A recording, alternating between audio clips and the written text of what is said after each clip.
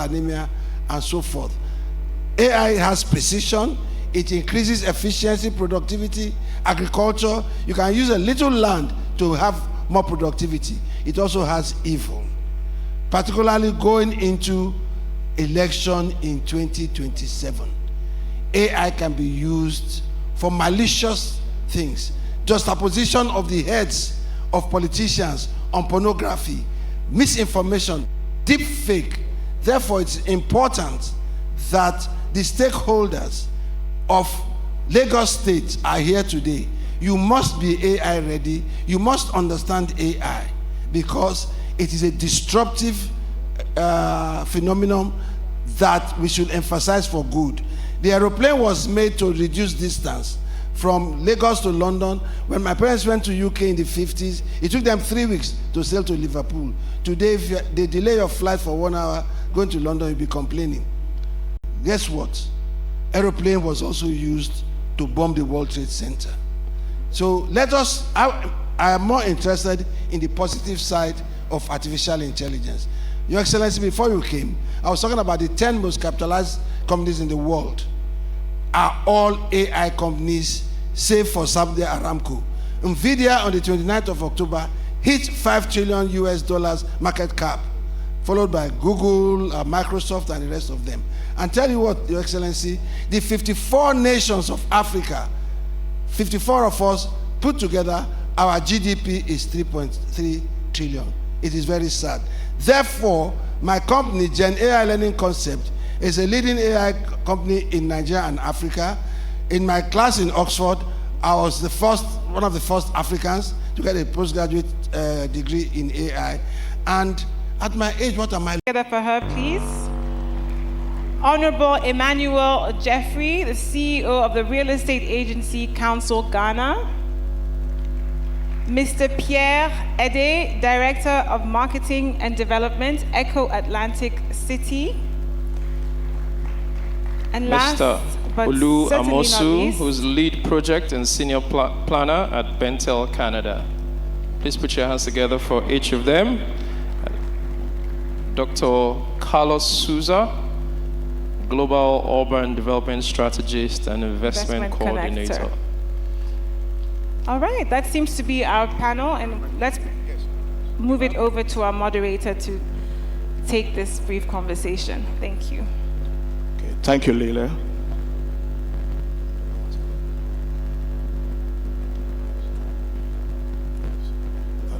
Mr. Governor, Honorable Commissioners, Traditional Rulers,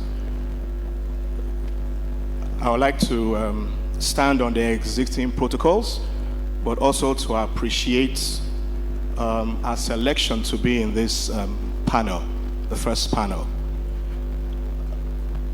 I'm about to start.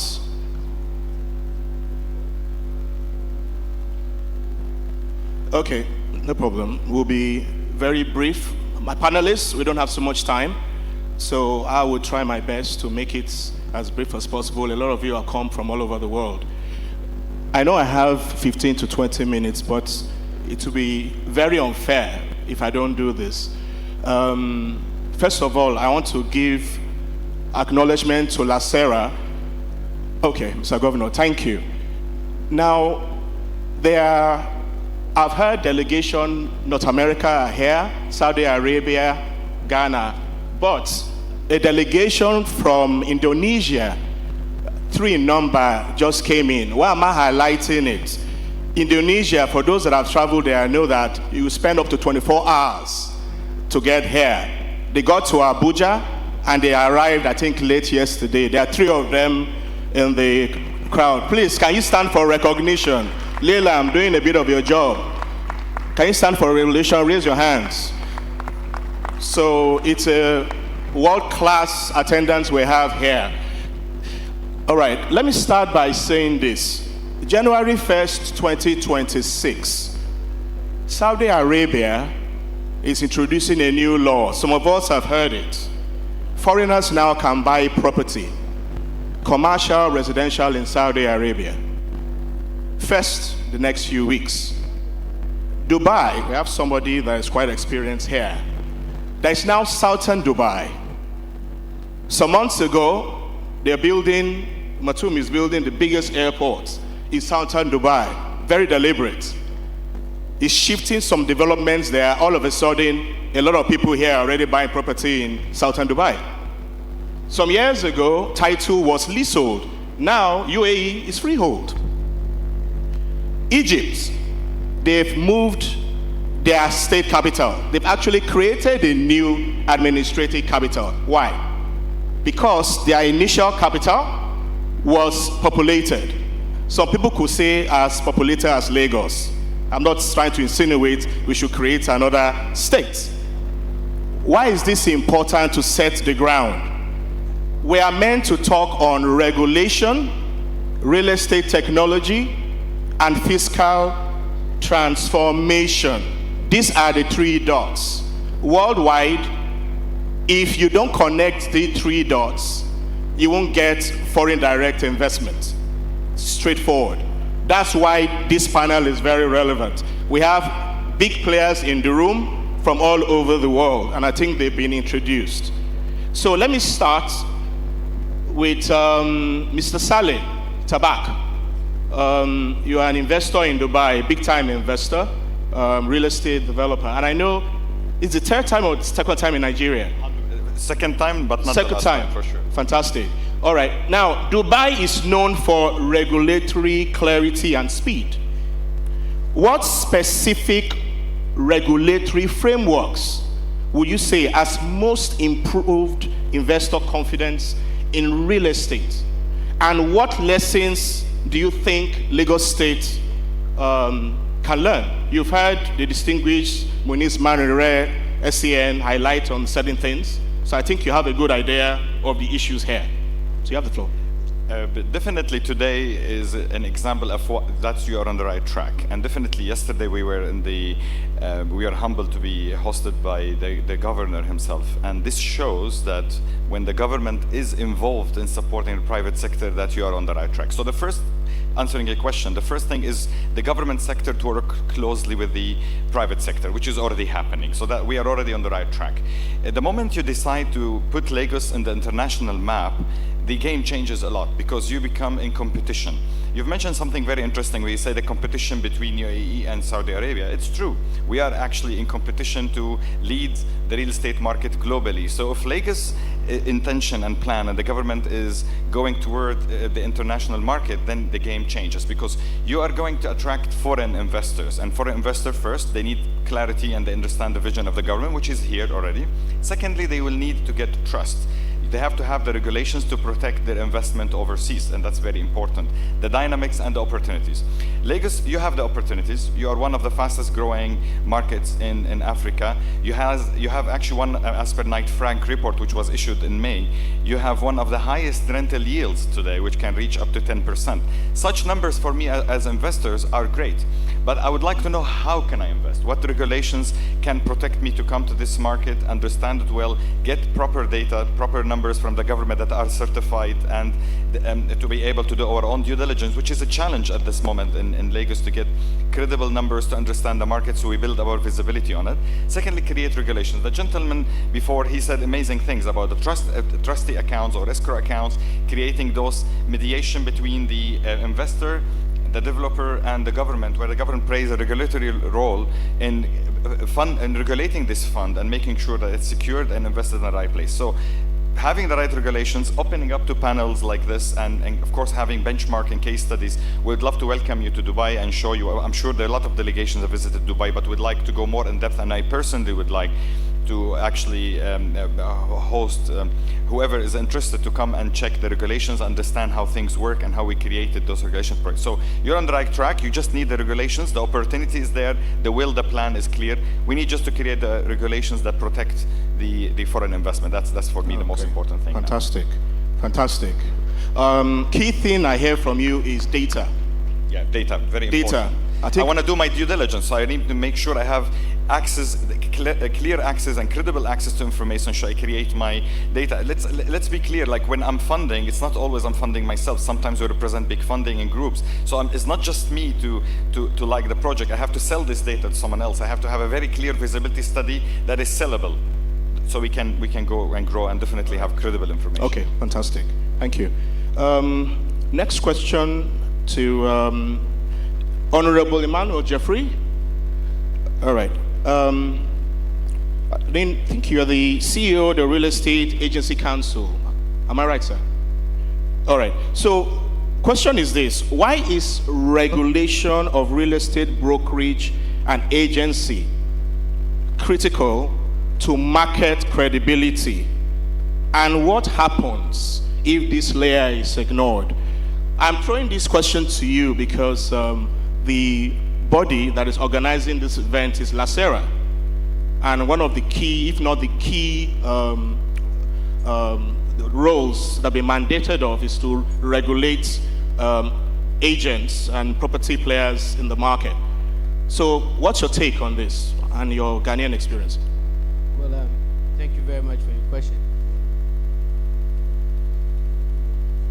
Hello? Right. So thank you very much for your question, right? So I'll tell you about what we've done in Ghana. And in Ghana, we have a real estate agency council, which I'm the acting CEO. So what we've done is, it was established in the year 2020, Act 1047. And the reason why they established the regulatory body was we noticed that people were just doing anything in that space. And clearly, people were being duped, a lot of illicit behavior in terms of money laundering and all that. And Ghana being a very emerging market, we noticed that a lot of people want to do business in Ghana. And we had red flags of anti-money laundering as well in Ghana. So we're forced to establish the Real Estate Council.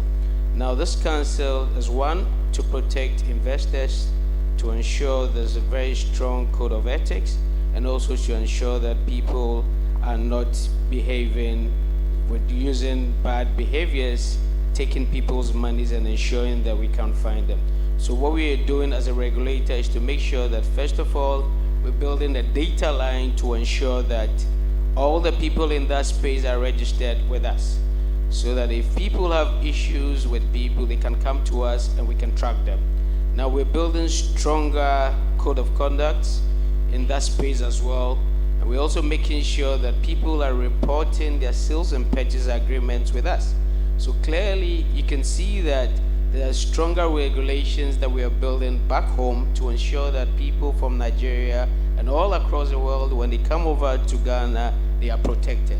So the essence of this, and that's why I'm here, as we've learned a lot of best practices from India and across the world, whereby if people are even selling on floor plans in terms of like before they build for you, we want to come up with a concept whereby you put the money in an escrow account whereby you can't even spend the money until every time that you're putting up the structure, you get us to inspect to ensure that there's value for money.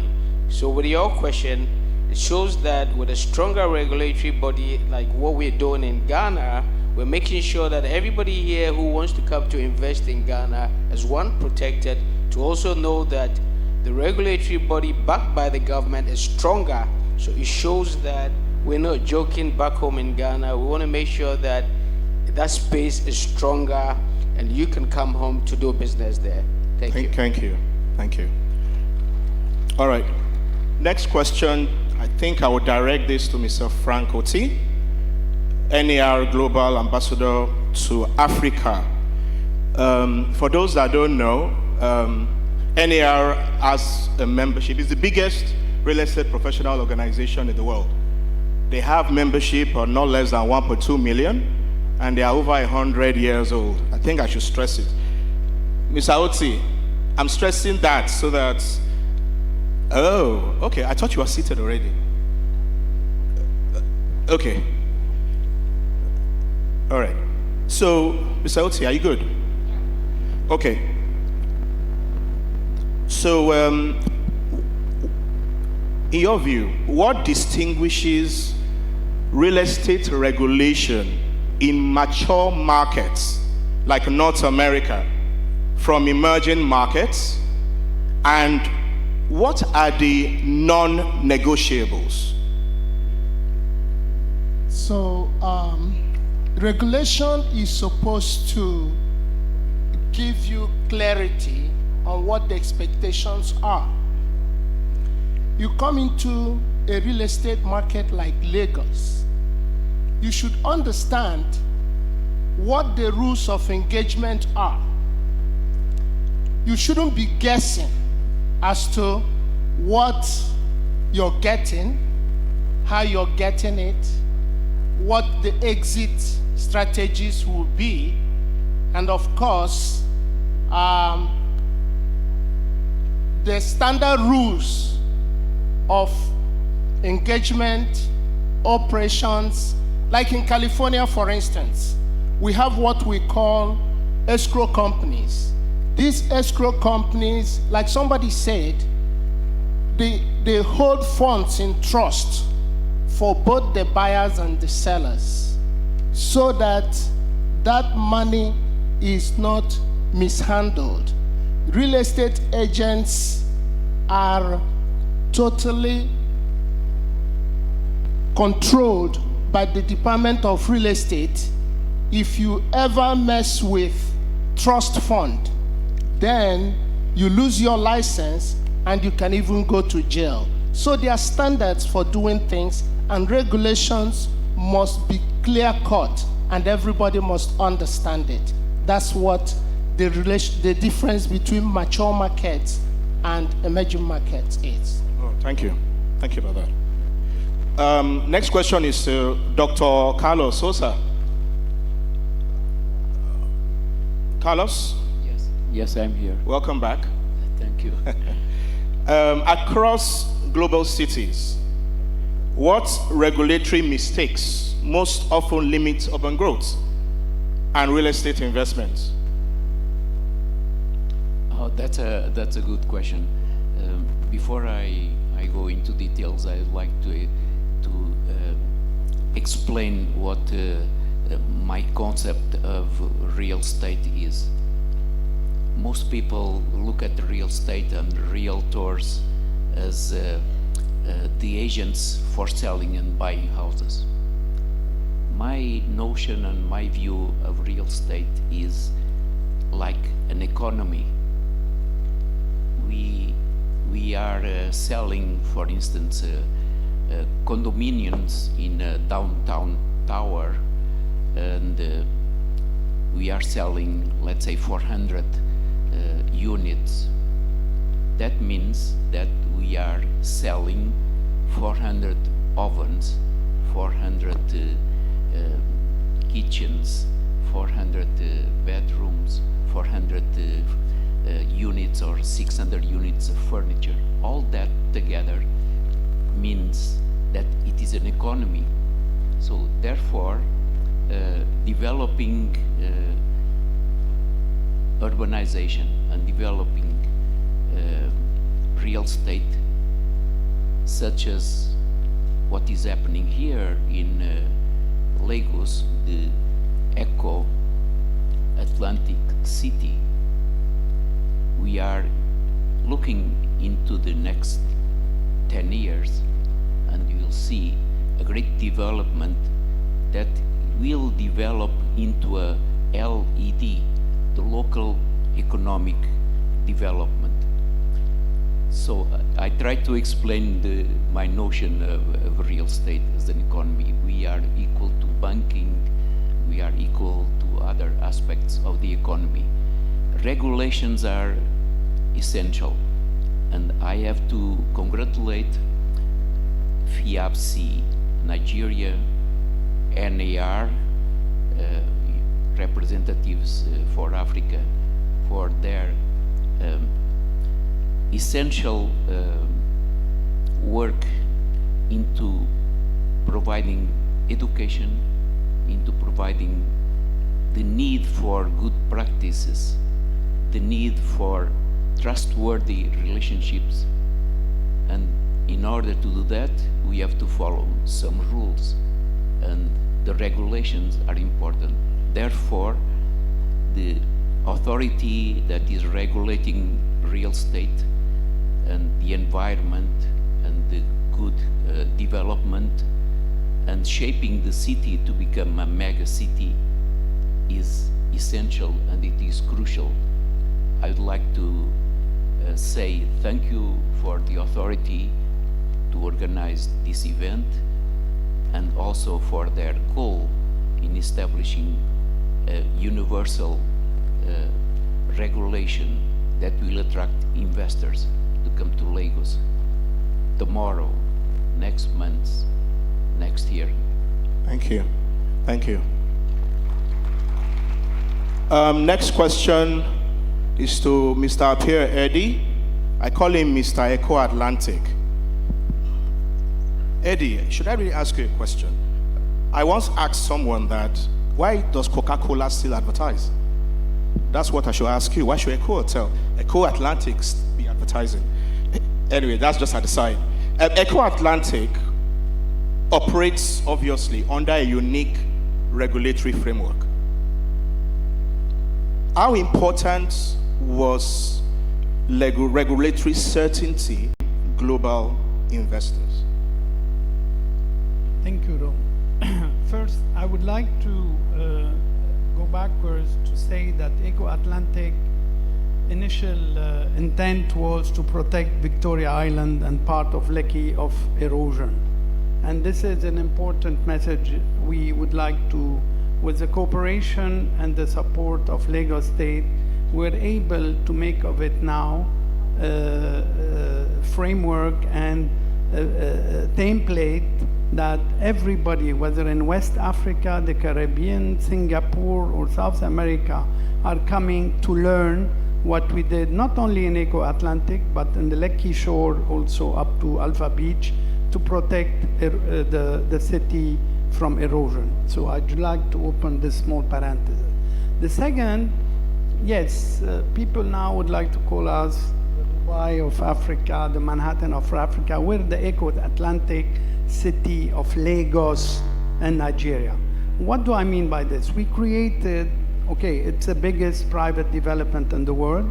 We created an urban life and development where you can live, work, and entertain and play, with 35 kilometers of water, with a very friendly pedestrian city, and with appetite for investors to come, because we have these regulations. We have 5 booklets of regulation for developer, for contractor, for engineers to come and learn how to do things.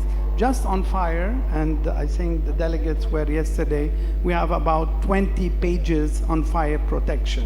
It's not only how to protect people to evacuate, it's also to protect the fire brigade, how to reach people, and the fire trucks, how to reach the tower. And you know, you always hear about fire, whether in Dubai, in Hong Kong, in London, in Spain.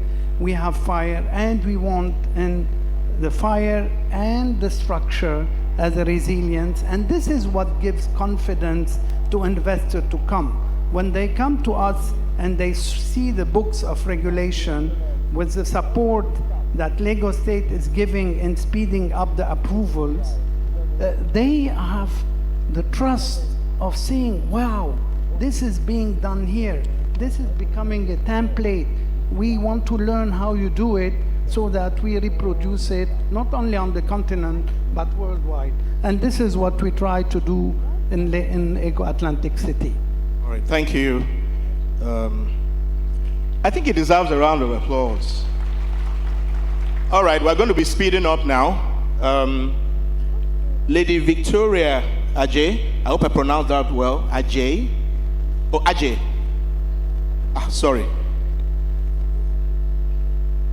Can you hear me? Yes, I can. The name is Victoria Osei Sampa. Osei Sampa? Yes. Okay. Apologies. You are the head of the delegation, the Ghanaian delegation. Am I right about that? At least. I'm part of the delegation. Okay, part of the delegation. Okay, all right. So I'm going to throw this question. It's on technology.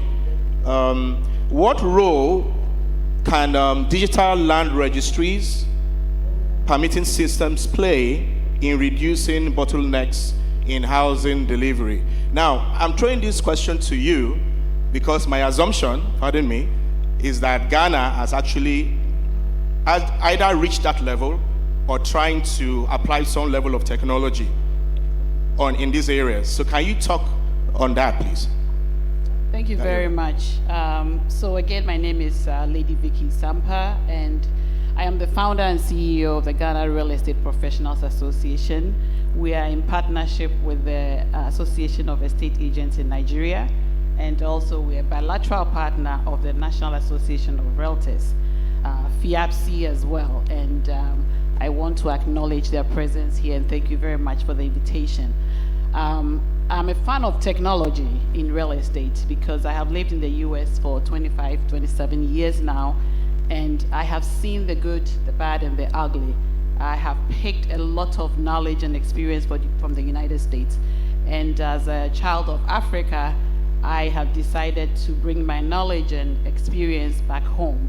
And so working with the government, supporting them pass the Real Estate Agency Act 1047, there are very important things that as a government and as an economy we need in order to regulate the industry. One of them is technology, aside education, licensing, and also collaboration. These are the things that the association is taking very seriously, working with the government. Technology is very important, and I think we had a very good AI session this morning. We're all learning to go fast because the world is growing faster. Ghana has taken steps in getting the land registry. Since about 10 years ago, we've had the labs, lab 1, lab 2, lab 3. I think we are in the lab 4, working with the World Bank and also getting our land registered and making sure that there's transparency and trust in the country. Personally, I am also, with my association, we're setting up a multiple listing service, which is one of the most important tools that every country and every economy needs to collect data, clean the data, and use that data for informed decisions. And so I will urge our brothers and sisters from other countries in Africa to also take that example. As we're taking lead from the National Association of Realtors, we are developing our MLS, which is going to integrate other institutions in the economy. We're integrating the Ghana Revenue Authority, the Lands Department with their records they have, and other institutions, the Bank of Ghana and other banking institutions, to integrate this data so that when we have investors coming in, they will be able to tell where they are putting their money, how far their money is going to get them a return on investment. These tools are very important if we're looking for investors to come into our countries. And so technology is key, and technology is going to reduce the bottlenecks that we have in Africa. So for instance, the lands department, if we are able to register our lands, then we have clean data and we have a trusted system. People know that when they come in and they buy a property, that property is not going to be sold to 3 or 4 different people. And so they are confident in buying property in our countries. Fantastic. Thank you. Thank you. Thank you. All right. Now, see what we'll do. Something I don't like when I'm a moderator on a panel. I don't like when lovely people like Leila, she's already coming already. Don't worry, I know where you're coming. I saw it. So, one last round of questions, but Mr. Olu Amosu, appreciate you. I know you flew in from Canada. Appreciate the fact that even though it's only one question I'm asking you, there are lots of questions after the panel. So from you, and this question goes across board to everyone, please, let's make it very brief. And I think the governor, Mr. Governor, would like to hear the response to this question. I took my time. I said, what's the last line I should throw to panelists? So if Lagos could fix one thing, in the next 3 years, regulation maybe, real estate technology, fiscal transformation, or whatever, what should it be? Starting with you, Mr. Amosu, please. Then we'll just close. Thank you. Thank you. From my own perspective, no matter what we're doing, planning is essential. Planning is very, very important. So no matter what we engage in, either real estate, infrastructure, commercial project, planning and execution is something that the government needs to focus on 100%. No overlap, set your milestone, follow it up, and keep the contractors accountable. Thank you. Fantastic. Dr. Carlos, same question. I'm sure you heard me. I don't think I need to repeat it. My observation is with regards to your question. Okay. The hypothesis of your question is in the next 3 years. I believe that's too long. If we look at the youth in our communities, not only here in Lagos but also in Canada, youth is very demanding right now. They are advancing in technology, and yes, the question should be what will be in 1 year or in 6 months. So my suggestion, because you only ask for one factor, I would refer to the environment. I am concerned, and I may share this, that it is essential that in the next 3 months the fields, the outdoor fields that are now used for garbage should be eliminated as fast as possible. Fantastic. Mr. Francoti, please. For me, I think that the Lagos state government should take advantage of diaspora dollar. Diaspora dollar. Therefore, physical transformation for me is key for the next 3 years, which will also include increasing their tax base across board, not increasing the tax rate. Thank you. Interesting. Okay. Honorable Emmanuel Jeffrey.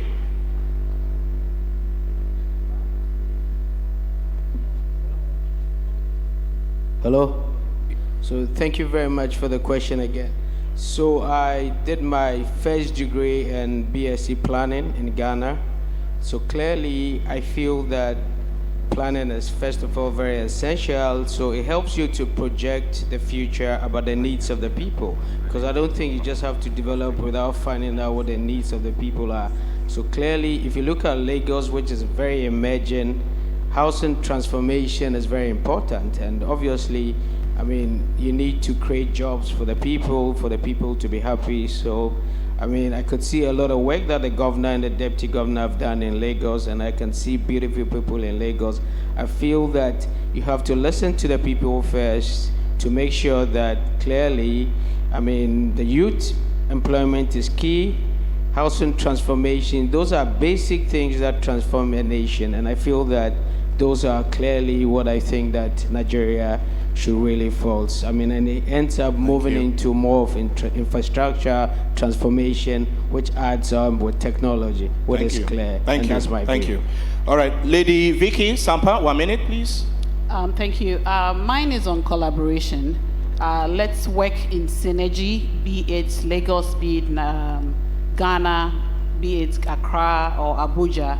I think the Africa Free Trade Area business has to apply to real estate as well. Let us work in synergy so that we can do business amongst ourselves. Let's compare our legislation and see how best we can fit in the good ones and be partners amongst each other. Collaboration is key. Collaboration. Thank you. Mrs. Salah? Okay, well, the answer is very simple, money. Let's talk about facts. Lagos at the moment has below 500,000 units entering the market. We've done some research. We found out that 95% of those units has been purchased in cash. Less than 5% has been through banking. While Lagos at this moment requires more than 3 million units to be added to the market. So the solution is simple, adding more funding and creating new funding platforms such as crowdfunding or opening to the retail business. That could be the solution of us accelerating the process and be able to compensate the gap in the market and of course growing the market to different levels. Oh, got a big clap there. All right. Pierre, take it easy. Take it easy. No, Pierre, cool down. I just want to say that All right, Pierre Hedy, close. Lagos State should continue its vision of encouraging private-public partnership, encouraging free zone that not only will attract diaspora and FDIs, but will create jobs and make of Lagos the new destination of business in West Africa and beyond. And this is what we have encouraged and done in Eco-Atlantic, and it's working very, very well. We are even doing the infrastructure in Eco-Atlantic. You just plug and play with infra. This is because of the support of Lagos State, and this is how they can encourage and get more investment, because it will be private investment added to the public investment. We'll have the projects, all of them, a success. Thank you. All right. Thank you, distinguished panelists, for sharing your truly global insights. Over to you, Leila. Thank you very much. Let's put out, if I could please ask the panelists to kindly stay on stage. We respectfully invite the governor to come up stage for a group photograph with them, and then the special advisor, and then the deputy governor and the commissioner for housing. I kindly request all four of you, respectfully, to please join this panelist for a group photograph, accompanied by the chairman House Committee on Housing, Lagos State House of Assembly Committee on Housing. I'd also like to invite Dr. Moise Banire, SAN, OON, to join them, and Mr. Sonny Hiroche. So Mr. Governor, Mr. Deputy Governor, the Honorable Commissioner for Housing, the SA to the Governor on Housing, Dr. Moise Banire. The rest of us, please remain seated.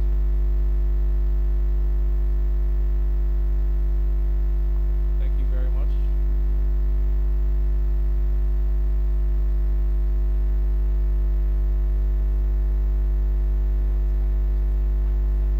It's an excellent one.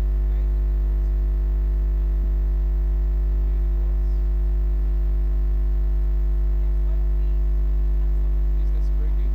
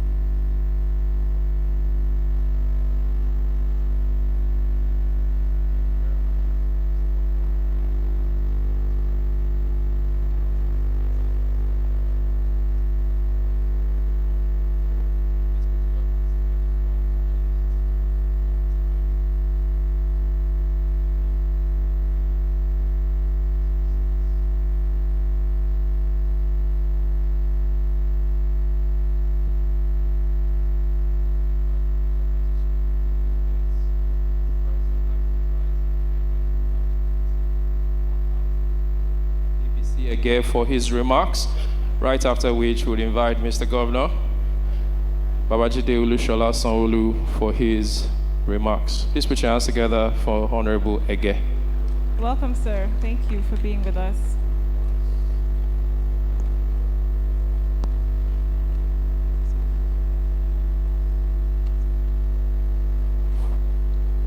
Mr. Governor, sir, Mr. Infrastructure,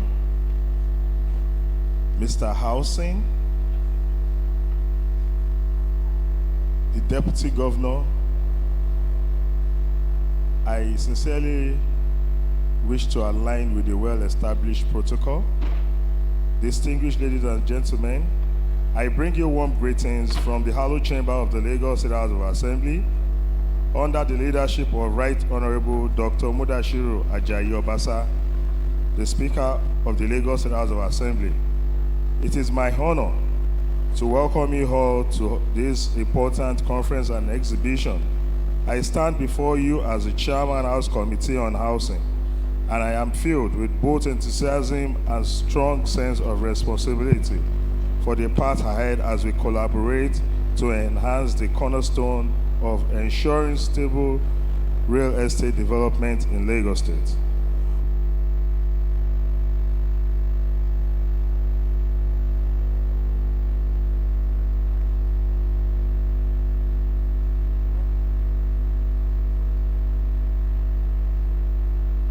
Remains a beacon of hope, opportunity and prosperity for generations to come. Lagos is a city of contracts. It's a hub of economic activity, innovation and cultural richness, yet it struggles with infrastructural deficits, housing shortage and urban poverty. With a population projected to reach 30 million by 2030, we must act boldly to address these challenges. Our vision is clear. A Lagos where infrastructure enable economic growth, investments, empowerment citizens, innovations, solve urban challenges, and affordable housing is right, not a privilege.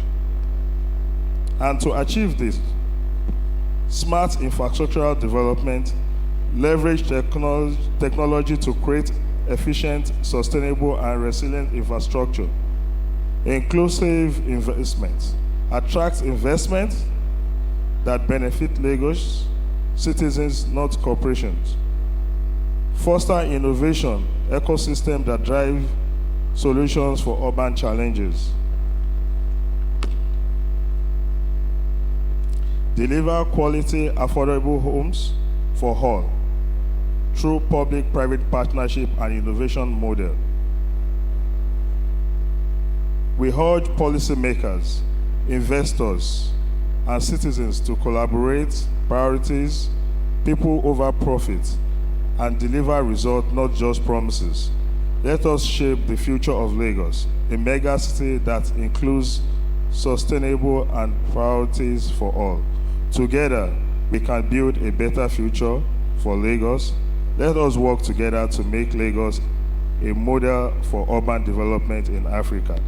Ìgbéga ìpínlẹ̀ Èkó, àjùmọ̀ṣe gbogbo wa ni. Thank you so much and Merry Christmas.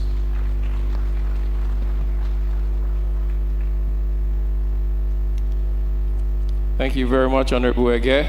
Ladies and gentlemen, can we all please take our seats? All of those of us standing behind and loitering. We're about to invite the #1 servants in Lagos State, our Chief Security Officer, Chief Executive, Chief Architect, Chief Project Manager. And as you all would know, that when the governor rises, we all remain seated respectfully. Ladies and gentlemen, we invite the governor. What? Rise. You rise. Yeah, we stand, but there are too many people making noise. Ladies and gentlemen, I invite Mr. Governor Babajide Olushola Sanwo-Olu. Shall we please rise? Kindly Thank you very rise much. And welcome Mr. Please be seated. Thank you very much.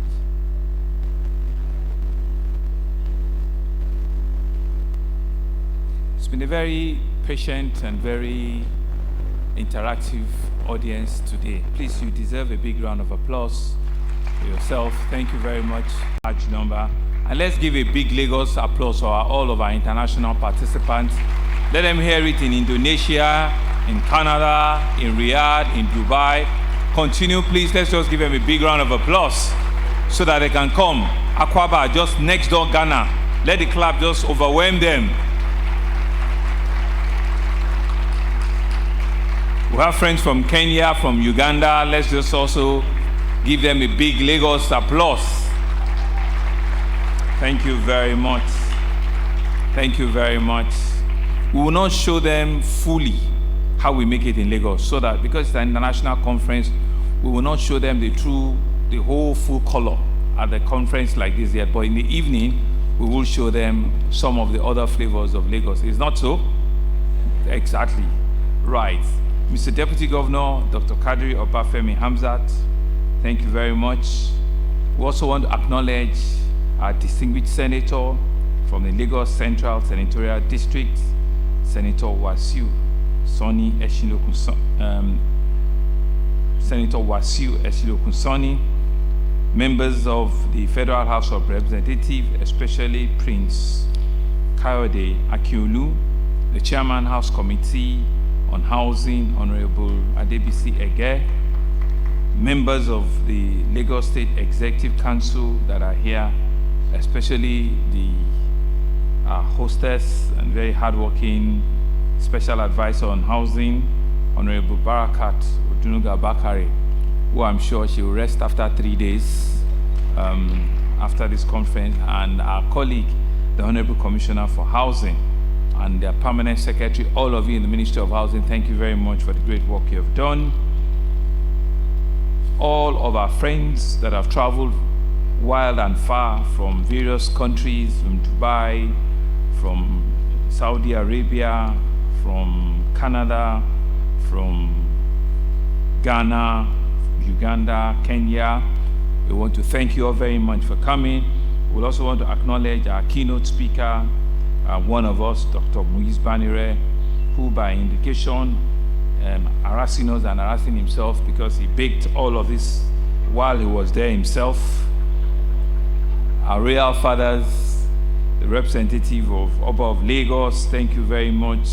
Our uncle all the way from Canada, sorry, from America, Professor Amuo, thank you very much for coming to grace this occasion.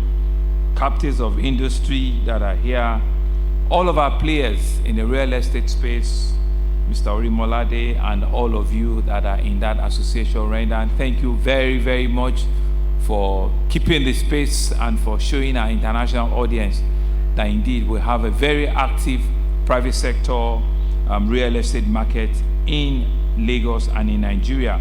To all of our esteemed panelists, heads of government, functionaries and agencies, distinguished gentlemen of the press, ladies and gentlemen.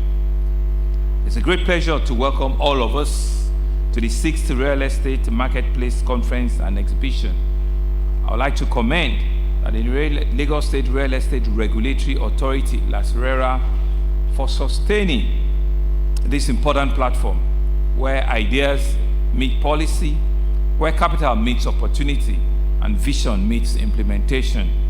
Today's theme, shaping the future of megacity, shaping the future of Lagos megacity, infrastructural investment, innovation, and affordable housing, could not be more timely nor more relevant to the journey of Lagos. I'm particularly pleased to acknowledge the strong international presence at this year's conference.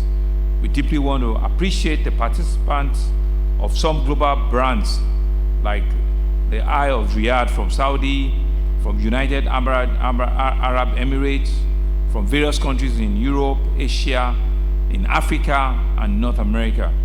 Your presence here is not just accidental. It's a clear signal that Lagos continues to command the confidence, the trust, and the sustained interest in the national investment community.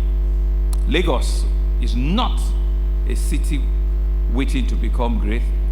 Lagos, we say, is already one of the world's most dynamic urban economy. Lagos, and we've seen it here, in all conversations, is always being compared to Ghana, to Kenya, to Uganda, and the only difference is that they compare a country with a sub-national. What that means is indeed, Lagos is already a mega, African's mega city that is comparable to anyone in the world.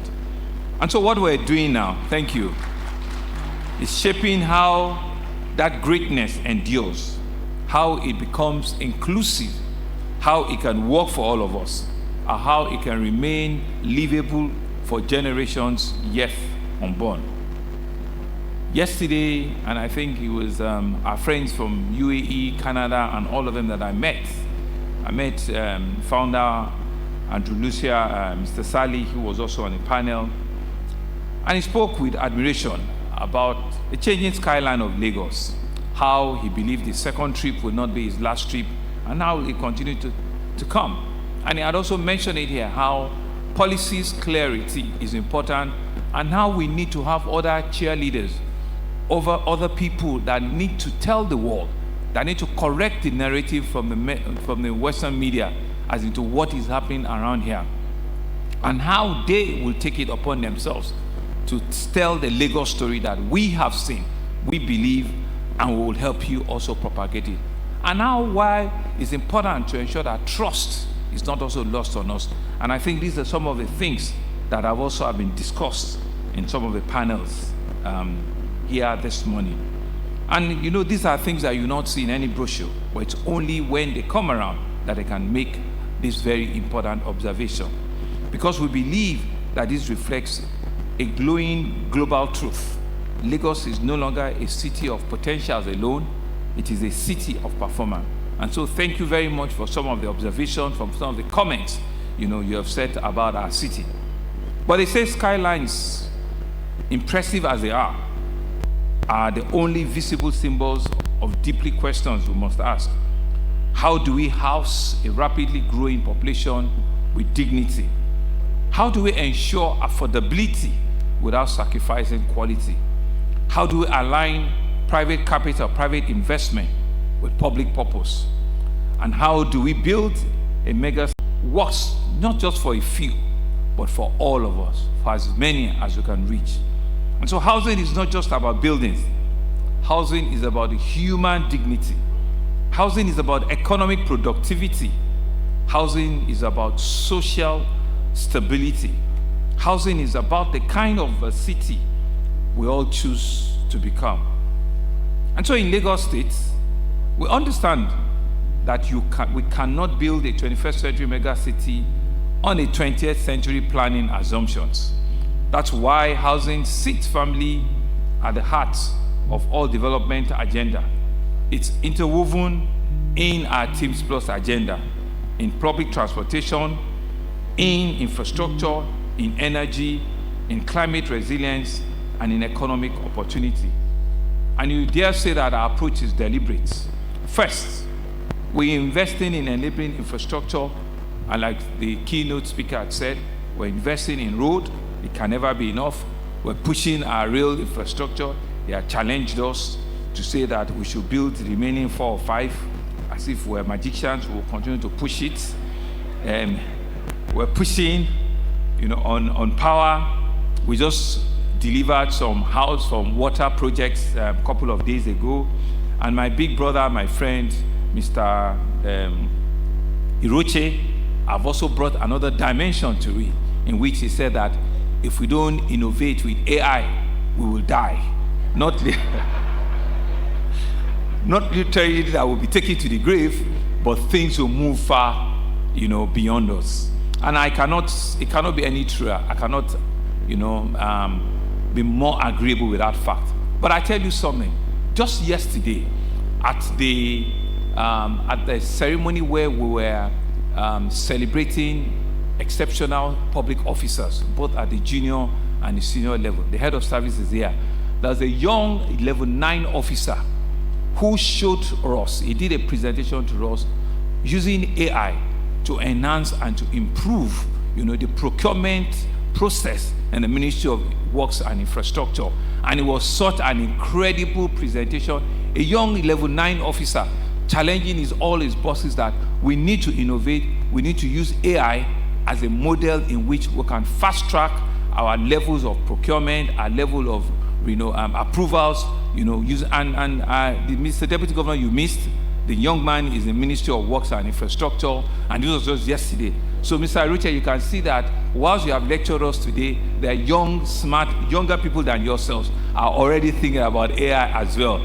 So what we will do, we'll ensure that your very old, innovative ideas comes with a younger, creative idea, and it becomes a future that we all can work together. Thank you very much for working with us. Thank you. But I think the point to be made is that as scary as AI is the future that nobody can walk away from. And it's here with us. It's here already. And we need to be able to bring out tools. We need to be able to bring out ideas where we can use it, and we can use it positively. Because there will always be negative things about any innovation, about any new discovery. So all our energy should be targeted at ensuring that what is a positive aspect of it, and how can we use it to solve societal problems? How can we use it to solve our day-to-day problems, to be able to respond to the needs of our people quicker, faster, and better? And so we see development not just to connect jobs, not just to connect markets or mobility, we believe that our investments in transportation, in rail, and every corridor we're pushing into is very intentional, because we believe this also speaks to our housing need. I think it was Dr. Banire that also mentioned during his own keynote address, there's a model around transportation where you are very intentional around developing developing housing solution around transport infrastructure. And these are some of the transportation, there's a terminology that I'm trying to remember, where transport-oriented program, right? Right, where you must be intentional on how you deploy public transportation and use housing, and social engagement to enhance and to improve it. And he also mentioned that, 1/3 of Lagos, we say, is actually water. But we actually can push more than half of the population of Lagos around water. And we've started that, Dr. Banire, with our Omieko project, which was launched about a month ago. What you will see in the next 1 or 2 years is that we will be pushing a lot of, our public transportation on the waterways, using internodal public transportation, and on a sustainable basis.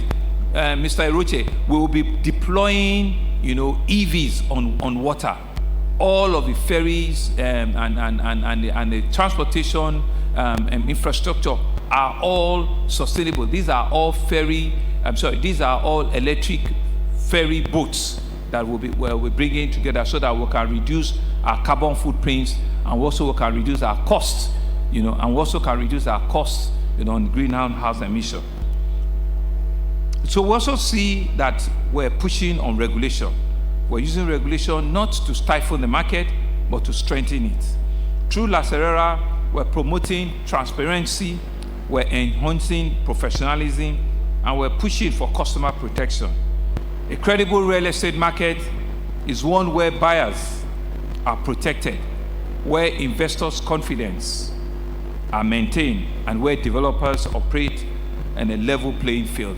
And to all of our international friends, that we cannot stop saying it enough, that it's only when we transparently open the market for you that you can indeed go out there and make those commitments, and talk about the deepening, and the opportunity that is available in our market. And we take the point that we need to also look for other investment, outlets, so that we need to be very creative, and to see that it shouldn't be the regular, cash-backed or cash transaction where you need to do 100% of any procurement or any purchase all at once. So these are some of the recommendations, and I'm sure La Serrera and all of our local, real estate players needs to bring on board and needs to be able to see as the way forward, that is done internationally. Thirdly, we are also embracing innovation. We're embracing it in the way we construct, in the way our financing model is, and in our land administration. And we're using it in our planning processes. I hear, the madam from Ghana, around how you have used, technology, data to administer. We are also doing the same. We have a robust, not fully completed yet, but we're ways 80-90%, ensuring that at the click of a button, we can indeed reduce the time it takes for all of our subsequent transactions on our land, ensuring that we can title every land in Lagos. We're still giving a lot of, what do we call waivers, and we're giving, what's fiscal planning doing now? Amnesty, that's the word. We're giving amnesty to ensure that people can still come forward and regularize and comply, with all of the things that they've not done very well. So we're doing all of this to ensure that it is a system where you can, from the comfort of your house or your offices, rely on technology to be, a platform that you will trust, in whatever part of the world you are, and you also can transact and do it. So fiscal planning is doing a lot of amnesty. Lands is doing a lot of ensuring that titling of documents of land and landed property are seamless. And like I said, we will not stop until when we get, to the finish line. And we're doing this in every area of blended finance, strong public partnership. I think our PPP office They also are going to be speaking to us later in one of the panels. And so in Lagos, affordability for us means building homes that people can actually live in. Buildings that they can pay for, they have access to where they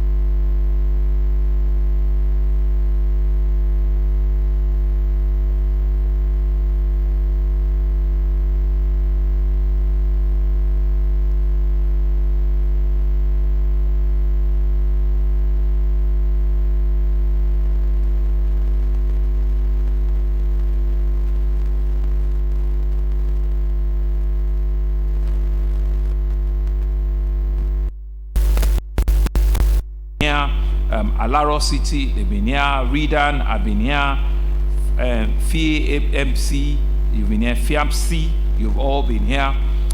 For all of your partnership, Integrated Mixed City, the Lekki Free Trade Zone, NITCOM, all of you, you are held here in my speech, NRMC, all of us, we all need to continue to deepen, access to affordable financing option, and begin to work on a more eco-friendly, more sustainable communities. We believe that all of these partnerships are not just peripheral, they are central to building Lagos of our future. They are central to ensuring that the city will continually be powered by innovation, by sustainability, and by shared prosperity, using Mr. Iruchi's AI model as another topping on it. Distinguished guests, ladies and gentlemen, let me also speak clearly to a matter of urgent importance to our investors, which is a matter of confidence. Opportunity alone are not enough. Investors also require assurances of security, they require assurances of transparency and integrity. Let me state that without any form of equivocation, that Lagos remains one of your safest, most stable, and best governed investment destination in Africa. And I tell you, 4 years ago, on our ease of doing business benchmark, which is a peer review for all subnational in the country, which is done by the presidency under the PEBEC rule, 4 or 5 years ago, we're number 29. We moved gradually to number 24. 2 months ago, we're rated number 1 in the country. And so it's been very deliberate, it's been very intentional. We do 10 times more than each of our other states. Did you hear me? We do 10 times more. And so you will have expected that it will be difficult for us to keep up, So we're doing it more, but we're doing it efficiently. And that's why at the end of the day, after 5 years of trying, we're now rated as number 1, in the country. And so what that means for us is they believe in our system, is an African success, is a sub-Saharan success because of the amount of numbers and the amount of that we're doing currently in Lagos. And to some of our investors, Lagos is indeed a big construction site. as we stand here, there are about 19 skyscraper development that are going on concurrently, with none of them less than 22 floors, that are going on in different parts of the city. It's all a measure of the belief in the city. It's all a measure of the capacity and the ability of the city to take all this. So like we keep saying, yesterday is late. Today is the next best day, because tomorrow might just be too late. We govern with integrity. We continue to strengthen our security architecture through technology, improve intelligence, enhance our manpower capability, and a coordinated multi-agency collaboration. Safety, stability, and the rule of law remains non-negotiable. It's one of the pillars of our Teams Plus agenda. The opportunity before us, therefore, is enormous. Lagos is Africa's largest urban economy. It is a city of builders, a city of innovators, and of risk takers. It's a city where real estate is not just an asset class, but a catalyst for job, for local manufacturing, for professional service, and for long-term wealth creation and wealth preservation. But opportunity must be matched with responsibility. And so as we build upwards and outwards, we also must build sustainably.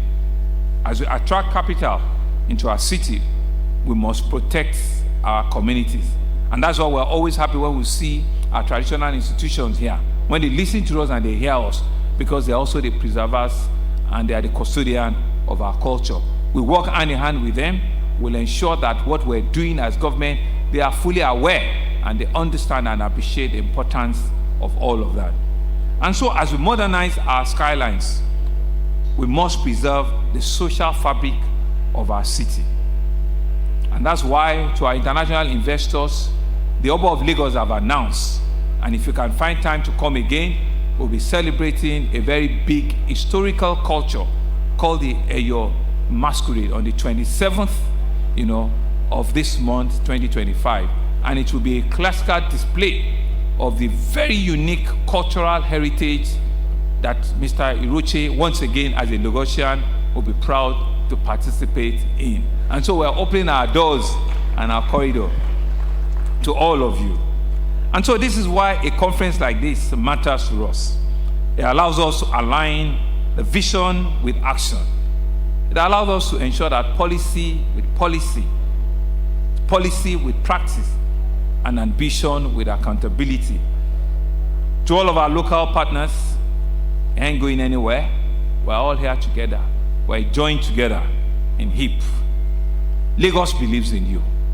No matter what it is, no matter how difficult the terrain is, Lagos believes in you. And no international person will do it better than you local.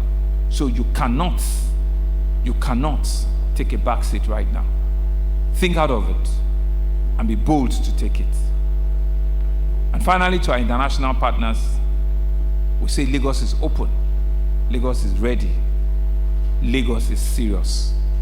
To our regulators and professionals, your role are indispensable. Thank you all very much for listening. It's been an honor to be part of it. Mr. Governor, if I could kindly ask you to kindly stay on stage so that we can take some pictures with our international delegates. Thank you very much. And if I could please kindly ask the Deputy Governor as well to join him on stage. And I would like to invite our international delegates.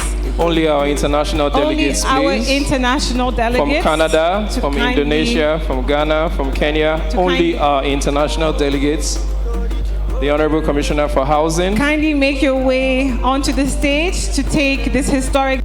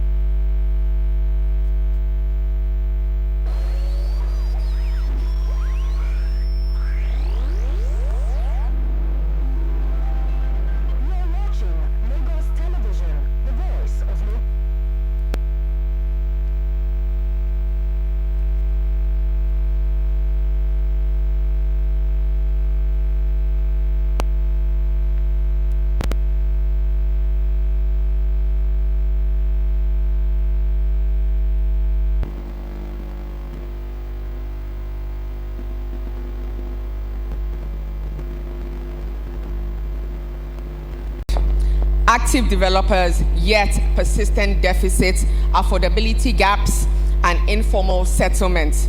The challenge is not simply what we build, but how we build, how we finance, how we regulate and replicate housing at scale. Now, this is where PPPs must evolve. Why have traditional PPPs struggled in the housing sector? We've seen PPPs deliver roads, bridges, ports, and power assets across Nigeria and beyond. However, in the housing sector, the outcomes have been mixed. Why? Housing is not a conventional asset. It's not a conventional infrastructure asset in the typical sense. It carries market risk, pricing sensitivity, long absorption timelines, and market equity consideration.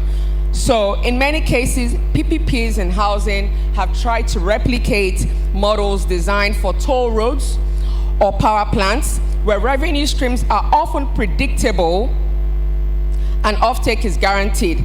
However, housing does not typically work in this way.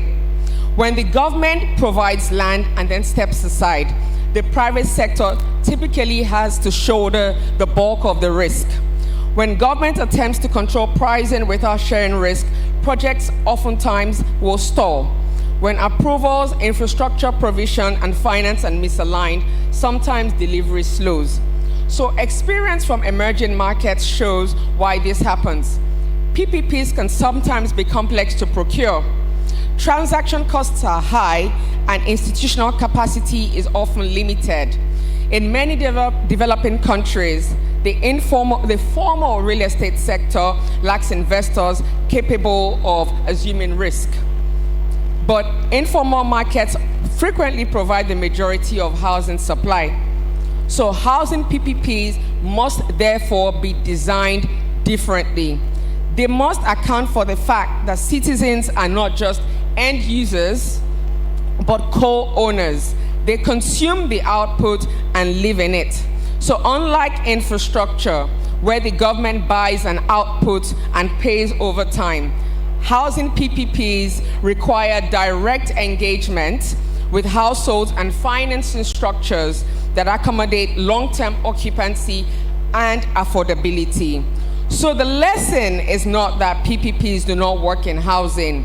The lesson is that housing requires a different kind of PPP logic. If Lagos is to close its housing gap meaningfully, PPPs must shift in 3 meaningful ways. First, from single projects to pragmatic delivery. Housing cannot be delivered one estate at a time. The goal should be portfolio-based PPPs, frameworks that allow multiple sites, phases, and typologies to be developed under a consistent structure.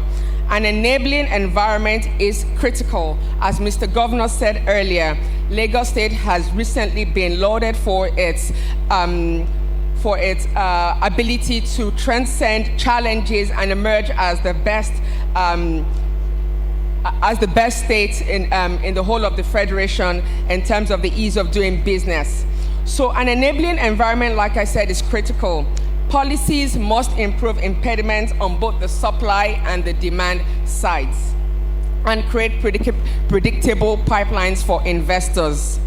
Secondly, government must move from builder to market maker. The most successful housing PPPs globally are those in which government focuses on land assembly, titling, planning certainty, and trunk infrastructure, rather than acting as the builder. In Nigeria, the government plays a central role in setting policies, allocating land, and providing financing mechanisms. To attract private capital, the government must also lower uncertainty by streamlining land acquisition and approvals, investing in infrastructure, and aggregating demand. A vibrant financial ecosystem with diverse instruments and competitive financing rates will galvanize private sector enthusiasm. The private sector, in turn, brings capital. As we've heard earlier, capital always follows clarity, where there's clarity in policy, clarity in the rule of law, clarity in the system of bringing in capital and repatriating the proceeds of the investment. So the third is from affordability as a slogan to affordability as structured outcome. Affordability cannot be wished into existence. It must be engineered. Private partners seek returns commensurate with their investment. So while public entities seek tangible social dividends, private partners are constantly seeking that consistent yield on their investment. So to harmonize these aspirations, PPPs must employ tenure innovation, blended finance, long-term payment structures, and risk-sharing mechanisms. I've been told I need to round up, but I'm going to try to abridge, to provide an abridged version of my paper. So what this means for Lagos State's real estate future, Lagos stands at a critical inflection point. We are no longer asking whether private capital is interested. As we can see from the interest that has been generated through this conference, private capital, both domestic and foreign, definitely interested in our real estate sector. The question now is whether our delivery frameworks are investment grade, scalable, and socially responsible. And dare I say, in Lagos, we are getting this right. Housing has become an enabler of productivity rather than a restraint. And informality will reduce organically as formal supply meets effective demand. Infrastructure investments in transport and energy will begin to yield the full value because housing and infrastructure are mutually reinforcing. It's okay. It's okay. Okay. So just to quickly set the stage for this PPP panel, I will end with a few questions because the next phase of this conversation belongs with the panel. 1, how should risk be shared in housing PPPs to attract long-term capital without unduly burdening the public balance sheet? 2, what role should the government play in guaranteeing demand? In some models, the government purchases or underwrites a portion of units. In others, it aggregates demand through housing funds or employer schemes. When is an offtake guarantee essential, and when might it distort the market?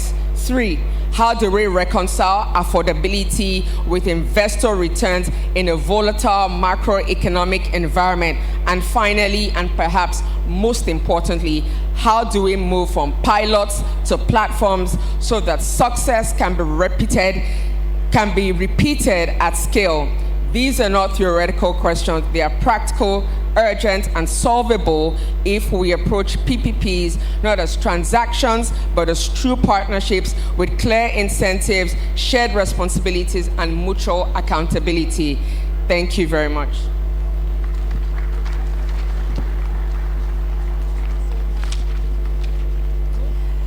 Thank you so very much. Let's please put our hands together for her one more time. And let us make way for the panel to commence. So over to the moderator to handle this panel session. Thank you.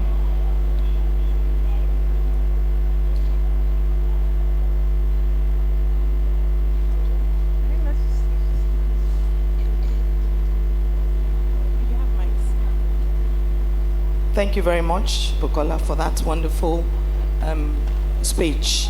Good afternoon, everyone. Could you please permit me to stand on existing protocol? Thank you. We are the panel that will be speaking to you on the public-private partnerships and regulation in real estate and infrastructure, specifically to highlight getting the framework right. And so our questions, as Bukola highlighted, will be taken from the speech that Bukola has just read to us. So let me introduce the panelists once once more so that you have an understanding on who will be speaking to you. So I'll start with Bukola herself, who is the special advisor to the president on PPP, to the governor rather, on PPP. And next to her is Mr. Abiola Lukman Lawal, is the chairman, founder, Digital Connect Infrastructure and Telecom Limited. And next is Mr. Gbenga Ishmael, who is the principal partner, Ishmael and Partners. And next is the Honorable Commissioner for Environment, Mr. Tokumbo Wahab. Next to him is Omolade Osibo, who is the Group Head Financial Institutions, Access Bank PLC. And finally is Larry Akinshola, who is the MD, Brook Assets and Resources Limited. So Larry, I'm going to start with you this afternoon.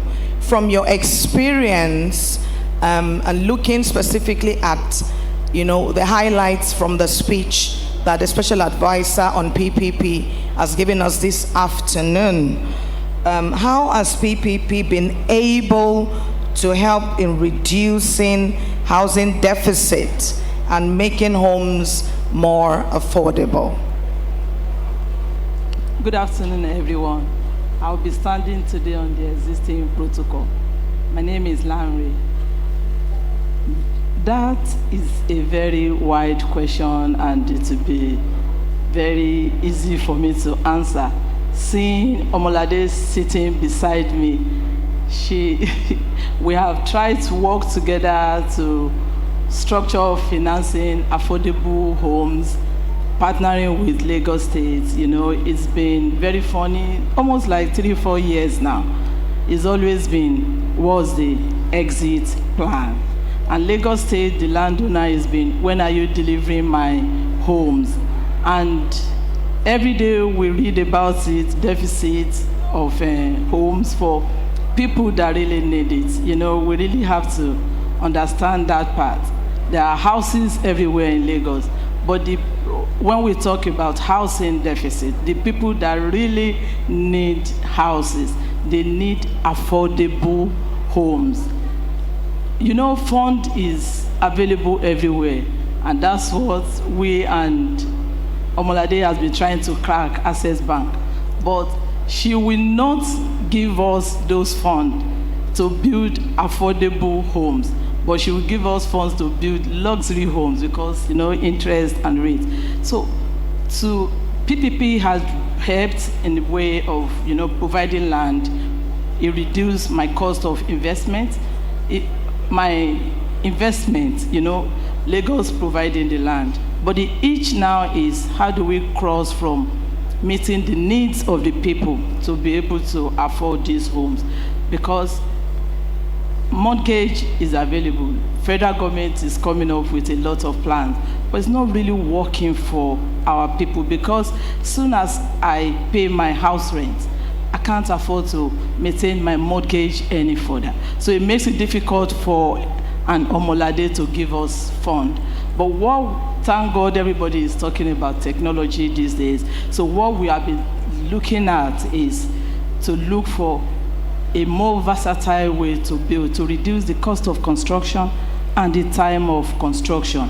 And that's what has, pushed us into technology, and it's partnering with the state, giving us land, has given us opportunity to look, now putting our energy in reducing this. And that has been helping, and we are hoping that pushing that forward will help to reduce more housing deficits. Thank you. Thank you very much, Larry. Thank you for that. I like the emphasis where you said that the people are looking for affordable homes. That's what the PPP will try to push out and focus on. So to add to what Larry has said, Omolade, I need you to address some of the key things, key points that she touched on the financing bit, as you look at what point does the PPP framework become an investment grade. I'm talking of, is it in terms of the clarity of regulation, or the speed of approvals, or bankability of cash flows, or predictability of demand? Which of these matters most to the private sector? Thank you very much, and thank you, Larry. It's interesting that we've spoken like 2-3 years and we're just getting to meet each other now. That's very interesting. It just speaks to what this platform is able to achieve in terms of bringing the various stakeholders together. So again, thank you to the organizer and to Lagos State Government. So for us as private firm, Access Bank PLC, when we look at investment, we tend to look at it in terms of a debit and credit. So you look at it in terms of demand and supply. So our intervention model into providing affordable homes is to look at the supply side. Who are the people that can make these homes available? And in getting it available, how can we make it affordable? So we are looking at working with developers, construction firms, getting the people that supply the materials, because we have a couple of corporates on our books that we can also help push. So you spoke to price movement. I think it was the special advisor. Yes, and we can do that. We can lock it in by providing financing to just, front load those materials so you can guide against the movement in price. You can just lock it in and say, this is the rate you're delivering these homes. You have partners, and of course, people like Lagos State to facilitate permits, provisions of land, just to walk around, and also human capacity. People that are well versed in their areas that can provide professional guidance, along the way you structure those buildings that are still livable yet affordable. So in intervening, the bank will know that it's a social impact that can give rise to, later profitability. So we are not looking at the immediate terms. If I get to work with a lot of people and create mortgages, then I'll have a lot of people banking with me. So we don't mind to take that initial cut in rate, which we are doing right now, because we have a program in the bank that we are providing construction finance at 10% for developers that will build affordable homes according to standard. Then looking at the supply side, which is a bit tricky, because today, like she rightly said, yes, there are financing available from Ministry of Finance, the corporation, the MREF. Today you can access MREF at 9.75%, their offtake guarantee. But a lot of people that would want affordable homes, they are not in the formal sector. So you can't really predict their cash flow. In doing that, and we can actually streamline and look at beyond what Nigeria is used to. So what we are looking at is creating products that will suit, their cash flow, like rent to own. So you don't have to think about paying rent as the same time as, servicing your loan. So those are the things we are looking at. So our intervention model is to provide financing from construction up to offtake. So affordability, anybody can afford anything. Today you can ask me, can I just buy a house, $1 billion? Maybe and maybe not. It depends on the payment times. If you make it so much easy for it to align with, my cash flow, then everything is affordable in the long run. We need, as a bank, to provide longer tenor mortgage loans so that people, they have ease of payment and at a reduced discount, because we understand that it's homes and you can get, additional businesses from their other, banking needs. So I think, thank you. If it answers you, thank you very much. Yes, it does answer. I think that what I would emphasize from what you have said, which again is very exciting, is long and short of it is the finances will be provided once the approvals have been ticked and the regulations or regulatory bodies have also been ticked. If the necessary things have been done, then the funds will be provided. Thank you very much, Omalade. To you, Honorable Commissioner, I'll just come to you. The speech by the Special Advisor tells us, or rather emphasizes, that housing and infrastructure are mutually reinforcing. Okay?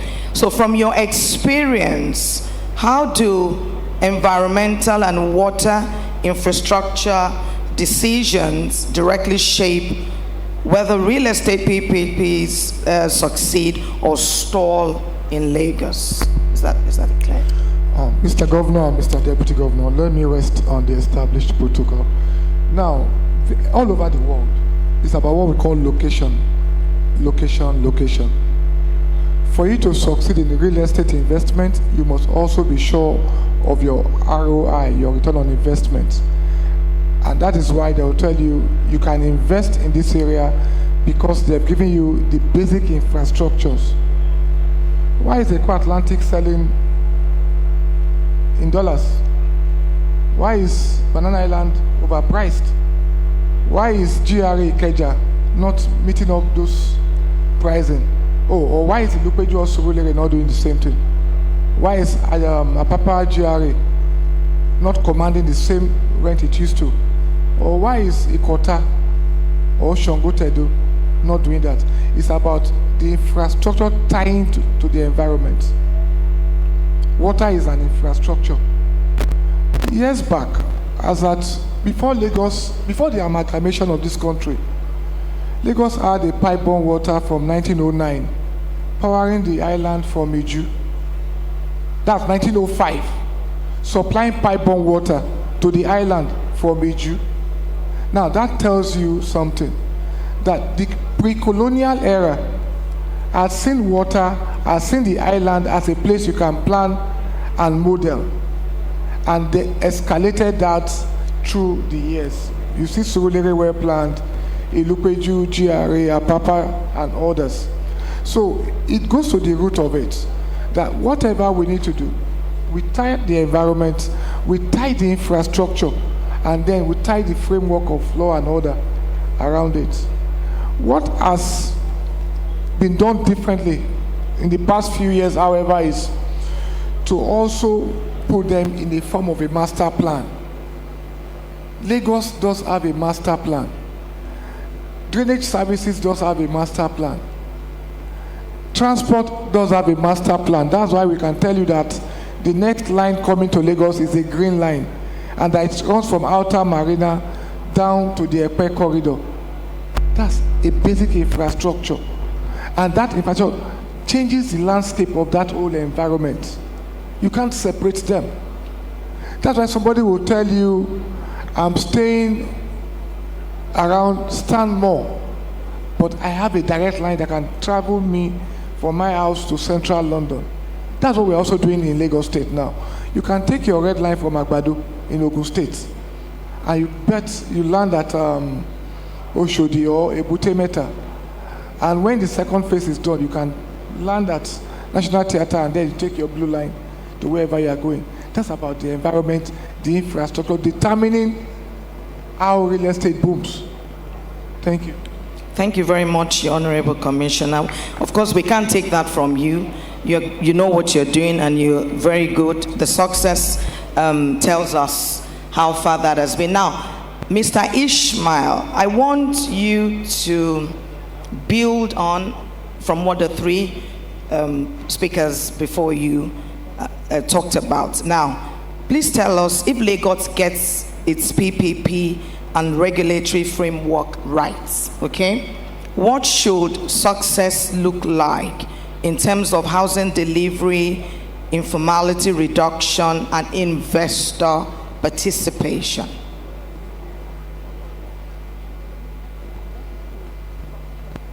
Hi. Mr. Benson, do you have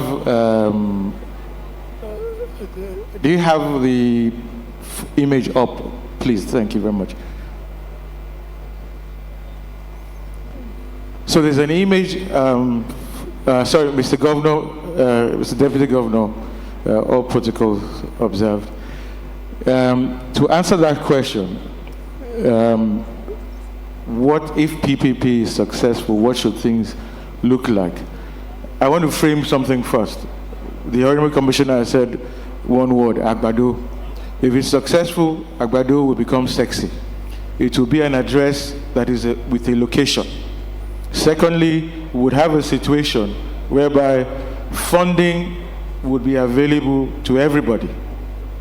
That is where we are going. If we can get the right PPP model, certain burdens will be relieved. For instance, prices are high in Lagos because we cannot access certain locations. We cannot, Lekki or the island is overburdened because everybody wants to live at this address. So the challenge is really out there to make sure that we unleash these different locations. We unleash everywhere west of the state. Right now, the eastern part of the state, which is going from the mainland en route to Lekki, is overburdened. We need to start looking at other locations. And one of the things I said earlier again is that we need to look at our advantages, which are becoming the disadvantage. We are a water state with little land mass. We need to start zoning that will create more high-rises on the skyline and more waterway development, using water and rail as our connectivity. These are the areas PPP will definitely aid and assist the state.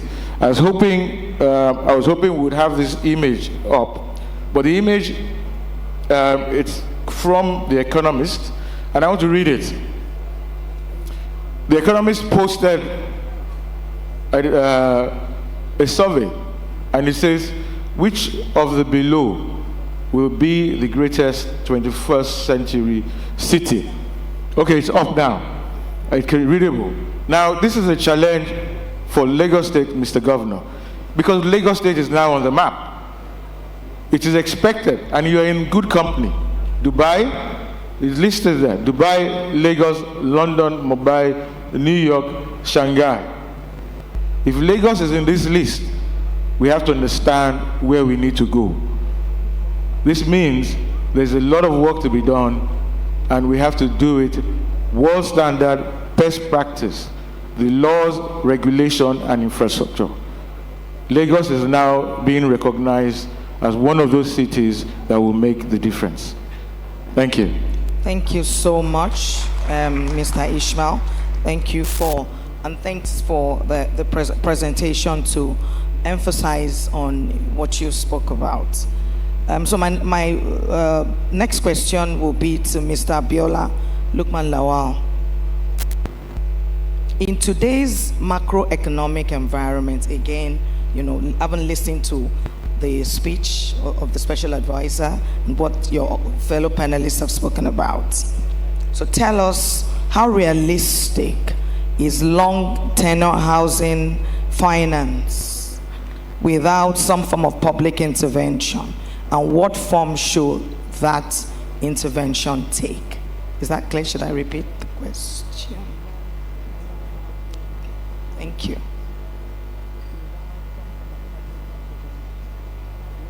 Can you hear me? Yes. Yes. Thank you.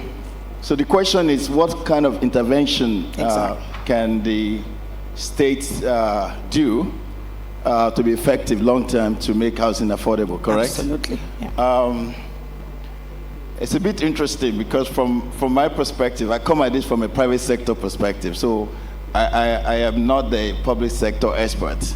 I do believe that the housing as an asset class, first of all, we must thank what our brothers, both my two brothers, the governor and the deputy governor, are doing in Lagos State. I think clearly they are people that have accomplished very well in the private sector, and they're putting the proper program in place to make sure the state works. On the macro sector, like you said, let me start from the top, right? Ashiwaju has done very well to put the country in the right footing, right? FX is stabilized, macro matters in terms of economics on the right track. Nigeria is set for business, right, on the macro side. what we need to do is to look at where is our competitive advantage and how can we use that to create wealth for our people. I think the most important thing, not just for public sector, but for private sector as well, is we have to ensure that we ensure that we really get rid of poverty in our land. That's the biggest problem, because today we still have over 100 million people in poverty in Nigeria. And one of the most important ways we're going to create wealth in this country, in this state, is to access the most critical asset class, which is housing, as far as I'm concerned. So one of the things to do is to go back to what the panel said earlier today. You have to make housing not just affordable, but you have to ensure that people can be able to participate in the economy, where mortgage becomes affordable, right? But it's difficult to ask government to do everything. For me, it's really more about private sector. We talked about crowdfunding earlier today. It's about making sure the private sector feels comfortable long term to bring capital to this market. Okay, let's use China as an example. In 1980, I don't know if everybody knows this, but let me just throw some data out there because it's important. In 1980, China economy is just about $200 billion. $200 to $300 billion. Okay, that's 40 years ago. In 40 years, they have removed over 1 billion people out of poverty, because today China is running a $20 trillion economy. And these are some of the important things that they have to do, right? About focusing on ensuring that the people not just survive on the Maslow's theory, food, shelter, and housing, but also ensure that the people can have access to affordable housing and stuff like that. So I think it's important to ensure, from a macro perspective, that we can really attract foreign investment, starting even from our local environment here. Thank you. Thank you so much. Thank you. There's a burning question that has just come to me, but I think that I would ask the special advisor to the governor to answer that. And Bukola, that is to you. Who should carry the risk in housing PPPs? Specifically, we talk about the land risk, infrastructure provision, pricing risk, absorption risk, and the effects of microeconomic volatility. Can you speak to this, please? Okay, thank you, Ms. Dodger. So I was actually preparing to make a comment on what everyone had spoken about when she signaled to me that I would have to answer this question. So indeed, I will try to do justice to this question. I think the simple answer to this is we need to first of all look at housing for what it is.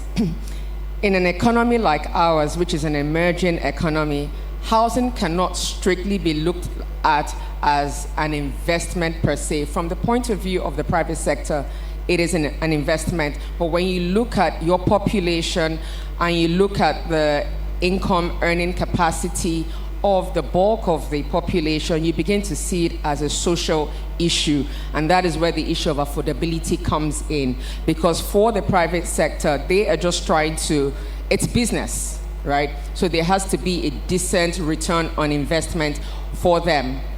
But for government is looking at it as a critical pillar in terms of its own development agenda. I have people, I need to house them, I don't have enough housing stock. Take the case of Lagos, for instance. Lagos is a little bit shy of 3,700 square kilometers in terms of land size. A third of that is water body. And we house over 10% of the nation's population here in Lagos. So that puts an unusual burden on our infrastructure, housing in particular. So we don't have enough housing stock to accommodate everybody here in Lagos, but people are constantly coming into Lagos, and you can't turn them back just by the very nature of our dispensation. So you need to keep welcoming them. But at the same time, not everybody in that, and over 65% of them are in the informal sector. So there's no way of you tracking how much they make if they pay taxes, because in advanced economies, taxes guarantee you good roads, housing, and all what you have, the basic social amenities.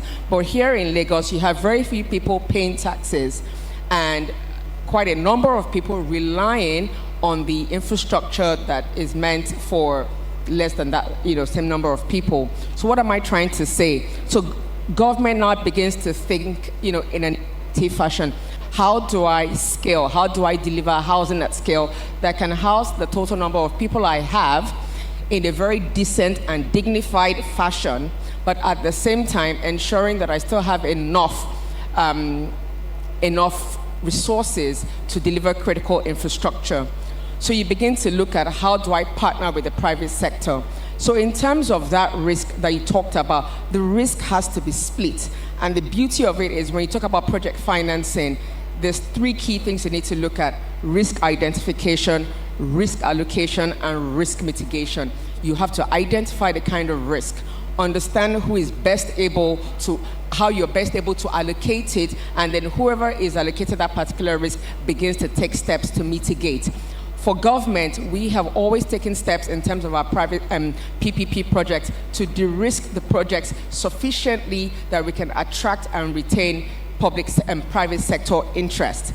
In housing PPPs, I think the short answer to your question would still be the risk has to be split.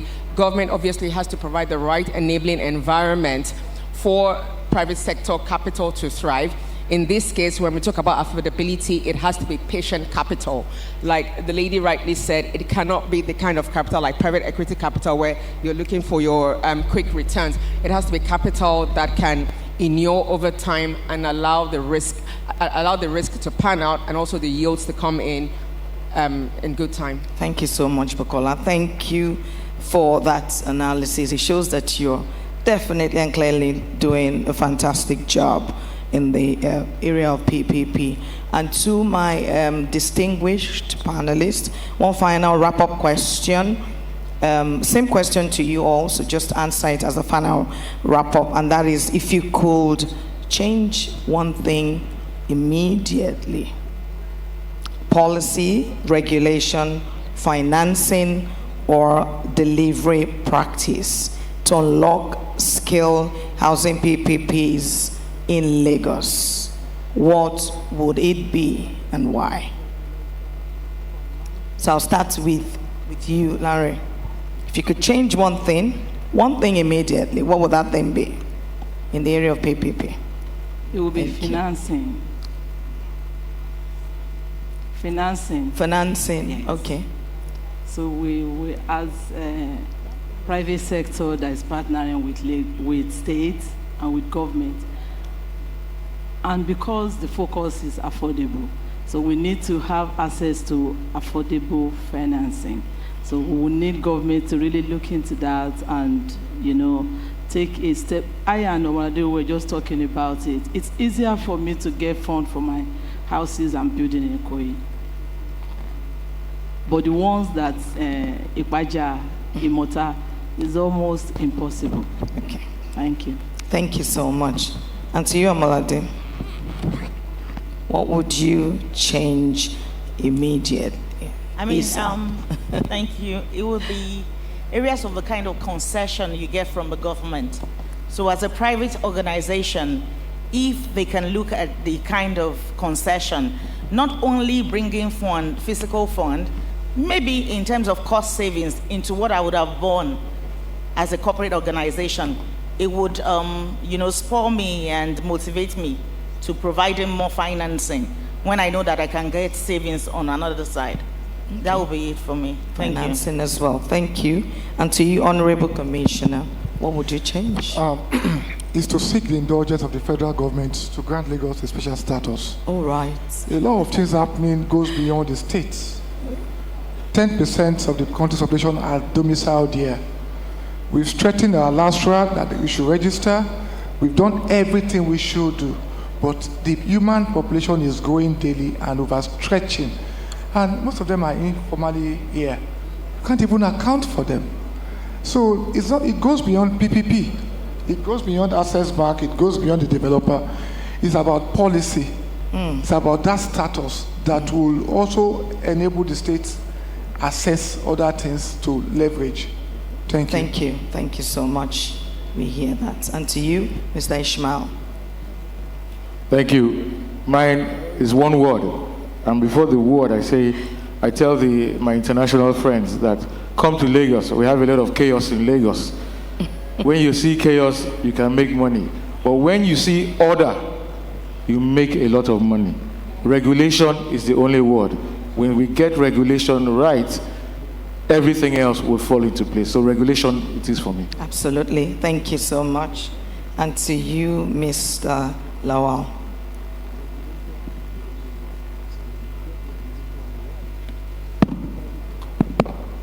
Okay, one suggestion to improve PPP. From my perspective, I would suggest we go back to what worked in the past. There are some things that are working for us as Africans that we have abandoned. And with all due respect, Mr. Governor and Mr. Deputy Governor, it's what we call in our Yoruba parlance the traditional way, the cooperatives, the ajors, right? So when we think about PPP, we speak a lot of sophisticated English around it.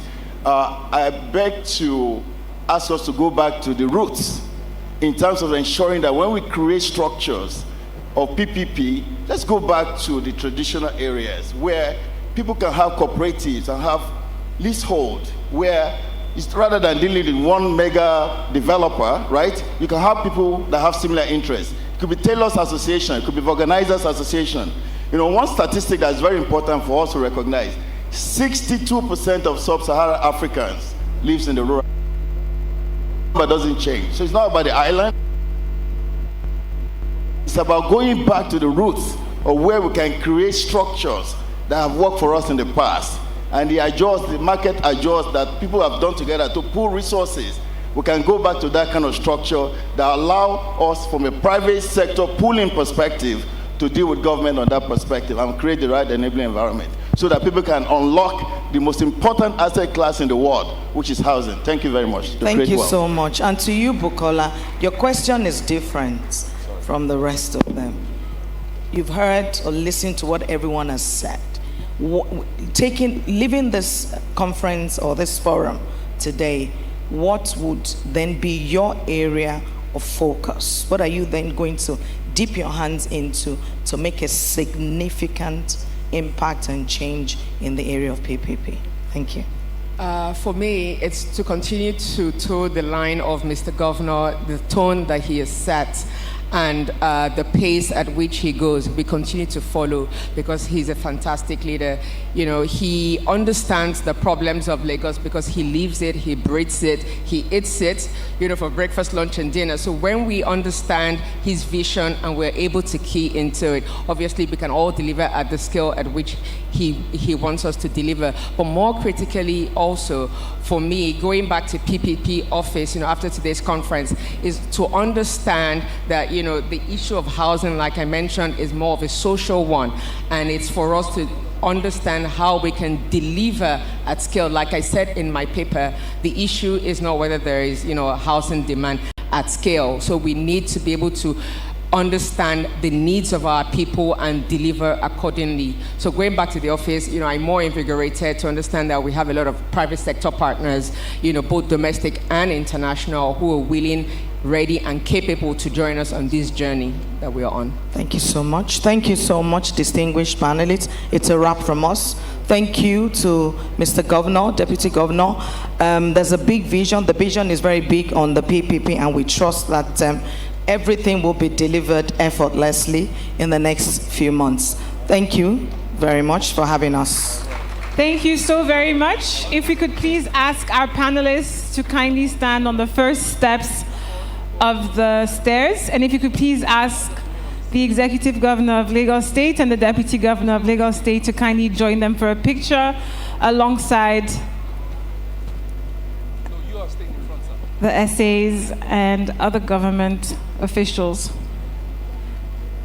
So if we have... I kindly request Professor Amuwo to join them. Senator Wasiu Eshiloku Sonny, please join them. That was truly an interesting panel session.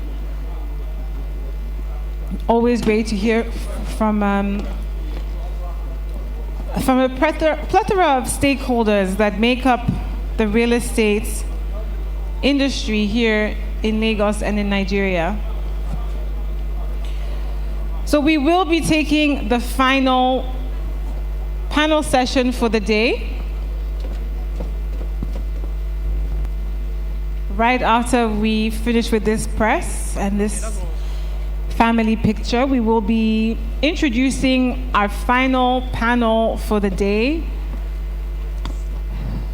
Quite exciting. Our moderator will be Dr. Roland Digbinoba, who's the founder of Python Housing Company. The session is Financing Infrastructure and Affordable Housing, Blended Finance, Blended Finance and Sustainable Urban Development, Impact of NTA Act on Financing Affordable Housing PPP Concession. Honorable Barakat Odunuga Bakare will now lead Mr. Governor, the Deputy Governor, and members of the State Executive Council around to the exhibition stands.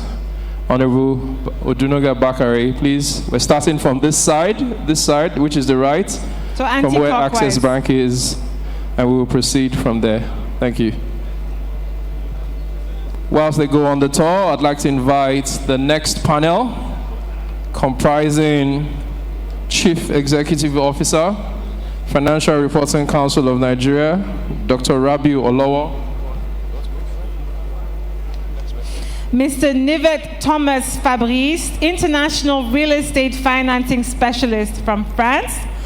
Mr. Sani Bello, who's the National Coordinator of the Mofi Real Estate Investment Fund.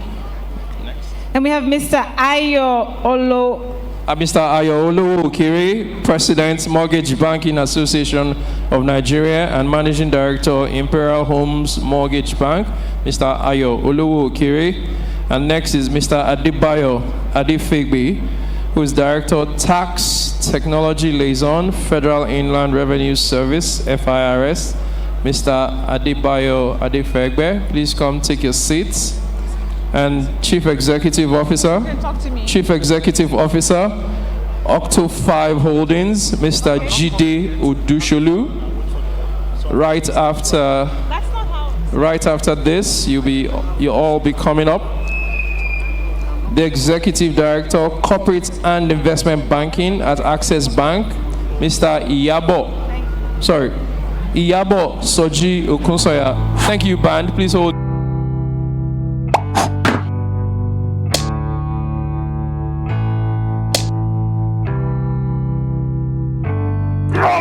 Oh,